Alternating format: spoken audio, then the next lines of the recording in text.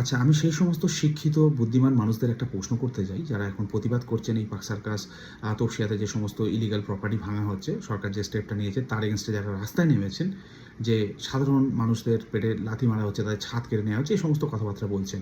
তাহলে আমি একটা কথা বলি, এরাই কি শুধু মানুষ? এরাই কি শুধু সাধারণ মানুষ? এদেরই পেটে লাথি মারা হয়েছে? এদেরই শুধু ঘর কাটা হয়েছে? মুর্শিদাবাদের যে ঘটনা ঘটেছে, তখন কই এই কথাগুলো, এই প্রতিবাদগুলো আমরা দেখিনি? কেন দেখিনি? পাকিস্তানে যখন অপারেশন সিঁদুরের সময় মানে যা হয়েছে আর কি, তার জন্য আমরা রাস্তা নেমে বলছেন সাধারণ নিরীহ মানুষকে মারা হচ্ছে।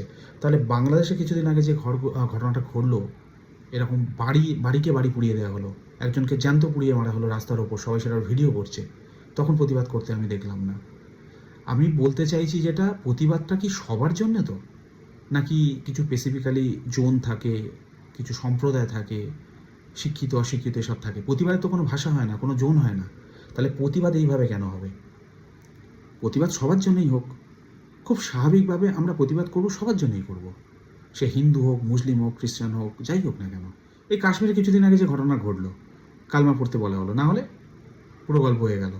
তখন যখন প্রতিবাদ করলাম বা আমরা আলোচনা করলাম, এটা পাকিস্তান থেকে এরা আসছে, মুসলিম উগ্রপন্থী, মুসলিম কথাটা যখন আমরা ব্যবহার করছি, বা যারাই ব্যবহার করেছে কেন, তখন বলছে না, টেররিস্টের কোনো জাত হয় না, এটা বলে আমাদেরকে শান্ত করা হচ্ছে। এটাই হচ্ছে আমার পয়েন্ট, যেটা আপনারা কাশ্মীরের সময় বলেছেন, যে টেররিস্টদের কোনো জাতপাত হয় না, তাই অন্যায় যে করবে তারও কোনো জাতপাত হয় না, সে না হিন্দু, না মুসলিম, না খ্রিস্টান, না বৌদ্ধ, না শিখ।